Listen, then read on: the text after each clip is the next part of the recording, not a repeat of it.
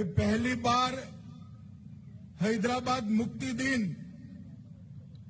सरकारी तौर पर मनाया जा रहा है। आवाज ऐसी होनी चाहिए, कश्मीर से कन्याकुमारी और कच्छ से लेकर कामाख्या तक पूरे देश में आवाज गूंजे। मेरे साथ दोनों हाथ उठाइए और विजय के संकल्प की स्मृति का मुट्ठी भींचे और प्रचंड आवाज से बोलिए, भारत माता की, भारत माता की। मंच पर उपस्थित मेरे मित्र और केंद्रीय संस्कृति एवं पर्यटन मंत्री श्रीमान जी किशन रेड्डी जी, महाराष्ट्र के सम्माननीय मुख्यमंत्री श्रीमान एकनाथ शिंदे जी, कर्नाटक के परिवहन मंत्री जो हैदराबाद कल्याण कर्नाटक क्षेत्र से आते हैं, श्री बी रामलू जी, अजय कुमार भल्ला जी, श्री तपन डेका जी, श्री उमा नंदूरी जी और आज के कार्यक्रम में उपस्थित स्वतंत्रता सेनानियों और वीर शहीद जिन्होंने हैदराबाद की मुक्ति के लिए सर्वस्व बलिदान दिया है, उनके परिवारजनों, प्यारे भाइयों और बहनों, सबसे पहले मैं महाराष्ट्र, कर्नाटक और तेलंगाना की जनता को ढेर सारी हैदराबाद मुक्ति दिन की अनेक अनेक अनंत शुभकामनाएं देना चाहता हूं।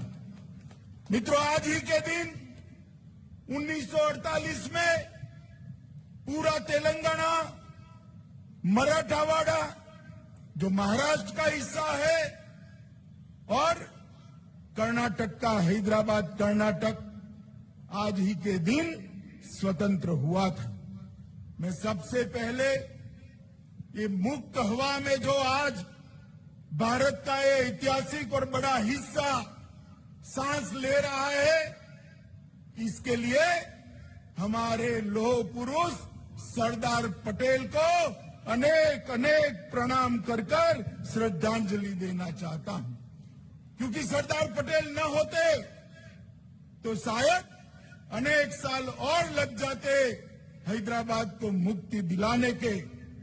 वो सरदार पटेल ही थे जिन्होंने निजाम की सेना और रजाकारों को पुलिस एक्शन से परास्त कर इस समग्र प्रदेश को आजादी की सांस लेने का अधिकार दिया था। मैं फिर से एक बार सरदार पटेल को अनेक अनेक लोगों की शुभकामनाओं के साथ, विनम्रता के साथ प्रणाम करना चाहता हूं। मित्रों, जब देश आजाद हुआ 15 अगस्त 1947 को पूरे देश में आजादी का आनंद, उत्सव, मंगल उत्सव मनाया जा रहा था। मगर हैदराबाद राज्य, निजाम का राज्य, एक ऐसा राज्य था जिसके भाग्य में अभी भी आजादी नसीब नहीं हुई। 13 महीने तक निजाम के रजाकारों की असहनीय यातनाओं को ये पूरा क्षेत्र सहन करता रहा, अन्यायों को सहन करता रहा, अत्याचारों को सहन करता रहा। उसके बाद जब सरदार पटेल ने पुलिस एक्शन लिया, तब जाकर ये हमारा तेलंगाना स्वतंत्र हुआ था। मित्रों, आज के दिन पर अनेक वीर शहीद जिन्होंने अपना सर्वस्व न्यौछावर किया, कुमाराम भील, रामजी गोंड, स्वामी रामानंद तीर्थ, एम चेन्ना रेड्डी, नरसिम्हा राव जी, साईक बंगी जी, केवी नरसिम्हा राव जी, विद्याधर गुरु जी, पंडित केशवराव कोरटकर जी जैसे अनेक अनेक स्वतंत्रता सेनानियों को मैं प्रणाम कर कर श्रद्धांजलि देना चाहता हूं। मित्रों, अनेक लोग ऐसे थे जिन्होंने स्वतंत्रता संग्राम में हिस्सा लिया। बीदर के रामचंद्र वीरप्पा, जेवर्गी के सरदार सारगोंड पाटिल, रायचूर के एम नागप्पा, शिव कुमार स्वामी, बाद में कनकगिरी के जयतीर्थ राजपुरोहित, यादगिर के कोलरू मल्लप्पा, कराटागी के बेनकाल भीमासेन राव, अनेक लोगों ने इस आजादी के आंदोलन में अपना योगदान दिया। उनको भी मैं आज याद करना चाहता हूं। मित्रों, आज मैं आर्य समाज, हिंदू महासभा, भागनगर सत्याग्रह हो या उस्मानिया यूनिवर्सिटी में छेड़ा गया वंदे मातरम का आंदोलन, गांधी जी द्वारा स्थापित हैदराबाद स्टेट कांग्रेस, बीदर क्षेत्र के किसानों के उस वक्त के सत्याग्रह हो, ये सभी आंदोलनों को भी याद करना चाहता हूं। मित्रों, सालों के बाद यह क्षेत्र में एक मांग थी कि हैदराबाद मुक्ति दिन को सरकार की अनुमोदना के साथ मनाया जाए, मगर दुर्भाग्य की बात है 75 साल चले गए। जिन्होंने यहां पर शासन किया, उन्होंने वोट बैंक की राजनीति के कारण हैदराबाद मुक्ति दिन मनाने का साहस नहीं किया। वादे तो अनेक लोगों ने किए, चुनावों में वादे किए, आंदोलनों में वादे किए, मगर सत्ता पर आते ही रजाकारों की भय से पलट गए। आज मैं भारत सरकार के प्रधानमंत्री नरेंद्र मोदी जी को लाख लाख बधाई देना चाहता हूं, जिन्होंने निर्णय किया कि हैदराबाद मुक्ति दिन को मनाया जाएगा। और मुझे आश्चर्य भी नहीं है, आनंद है इस बात का कि जैसे ही मोदी जी ने घोषणा की, अब सब लोग हैदराबाद मुक्ति दिन मनाते तो है, मगर नाम हैदराबाद मुक्ति दिन नहीं लेते हैं। अभी भी जहन में डर है। मैं कहना चाहता हूं उन लोगों को, अपने दिल से वो डर उखाड़ कर फेंक दो। अब रजाकार इस देश का निर्णय नहीं कर सकते। इस देश को आजादी मिले 75 साल हो गए। मित्रों, आज मैं फिर से एक बार मोदी जी को बहुत बहुत बधाई देना चाहता हूं, क्योंकि कर्नाटक, महाराष्ट्र और मेरे प्रिय तेलंगाना के सभी जनता की मन की भावना को समझते हुए इन्होंने ये हैदराबाद मुक्ति दिन मनाने का निर्णय किया। मित्रों, आज हैदराबाद मुक्ति दिन मनाने का उद्देश्य बड़ा स्पष्ट है। इस मुक्ति आंदोलन की कहानी को नई पीढ़ी तक पहुंचाना है। मुक्ति संग्राम के नामी अनामी अनेक योद्धाओं को, शहीदों को जनमानस में पुनर्जीवित कर नई पीढ़ी को देशभक्ति की लौ जगानी है। इस संघर्ष गाथा के बारे में मैं चाहूंगा कि पूरे पुराने हैदराबाद स्टेट के आज के तीनों राज्यों के हिस्सों में यूनिवर्सिटी में इस पर रिसर्च हो और अत्याचारों के खिलाफ जो संघर्ष हुआ उसका डॉक्यूमेंटेशन किया जाए, और वो डॉक्यूमेंटेशन को न केवल पुराने हैदराबाद स्टेट, देश भर के कोने कोने में पहुंचाकर ये वीरों की वीर गाथा को श्रद्धांजलि दी जाए। हमारी नई पीढ़ी में देशभक्ति की भावना इससे पुनर्जीवित होगी, और जिन्होंने भी देश के लिए सब कुछ न्यौछावर किया है, वो उनके सम्मान के अधिकारी है, उनको अधिकार मिलेगा। मित्रों, ऑपरेशन पोलो का निर्णय महान सरदार पटेल ने, लोक पुरुष सरदार पटेल ने ढेर सारी कठिनाइयों के बावजूद लिया था, क्योंकि वो जानते थे जब तक निजाम के रजाकारों को परास्त नहीं करते, हैदराबाद स्टेट को आजाद नहीं करते, अखंड भारत का स्वप्न पूरा नहीं हो सकता। भारत के मध्य में ही इतना बड़ा हिस्सा अगर अपने आप को स्वतंत्र मानकर अत्याचारी शासन करता है, तो महात्मा गांधी का स्वतंत्र भारत का स्वप्न कभी पूरा नहीं हो सकता। के मुंशी और सरदार पटेल, ये दोनों ने, मुंशी जी ने एजेंट जनरल ए नाटे रिपोर्ट ली और माउंट बेटन के थर्ड डोमिनियन की परिकल्पना को विच्छेद करते हुए सरदार पटेल ने यहां पुलिस एक्शन लिया और हमारा ये हिस्सा आजाद हुआ। मित्रों, 13 सितंबर से 17 सितंबर 109 घंटे तक अनेक वीर यहां पर शहीद हुए।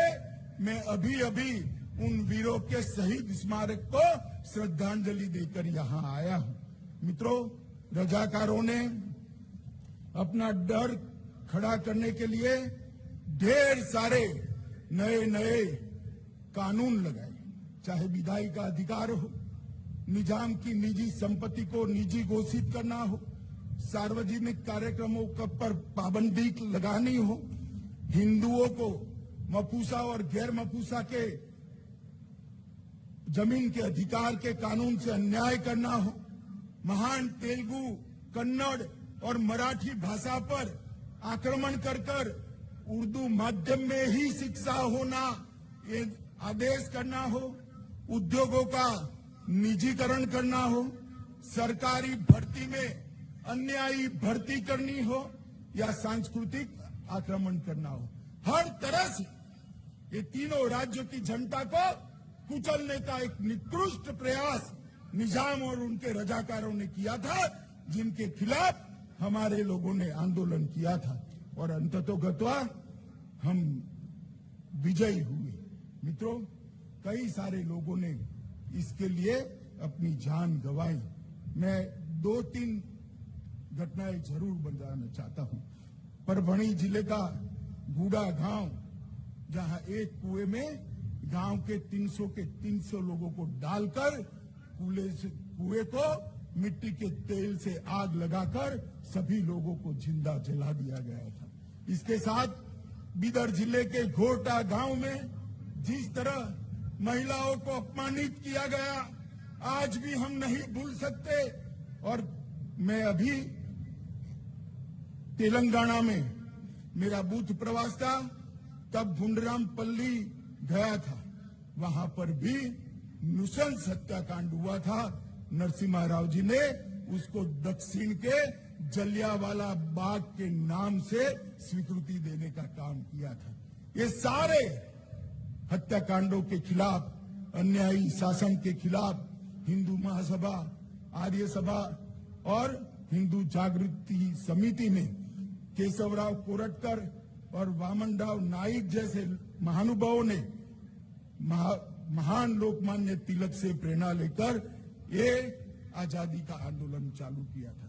मुझे आज बड़ी संतुष्टि है, मोदी जी ने हैदराबाद मुक्ति दिवस को संपूर्ण शासकीय आदेश के अंतर्गत मनाने का निर्णय कर हैदराबाद मुक्ति के आंदोलन को एक प्रकार से स्वीकृति और श्रद्धांजलि देने का काम किया। मैं मोदी जी को बहुत बहुत साधुवाद देना चाहता हूं और तेलंगाना की जनता को भी कहना चाहता हूं, आज भी जिन लोगों को 17 सितंबर को हैदराबाद मुक्ति दिन बोलने में शर्म आती है, उन लोगों को भी मैं कहना चाहता हूं कि हजारों लोग जो शहीद हुए हैं, जिसके आधार पर आज आप सत्ता पर बैठे हो, अगर उनको श्रद्धांजलि नहीं देते तो उनके साथ आप द्रोह कर रहे हो। तेलंगाना की जनता को भी मैं कहना चाहता हूं, ये महान तेलंगाना राज्य की रचना जिस उद्देश्य से हुई, सत्ता पर बैठकर उद्देश्यों को जो भूल जाते हैं, जनता ने उनको नहीं भूलाना चाहिए।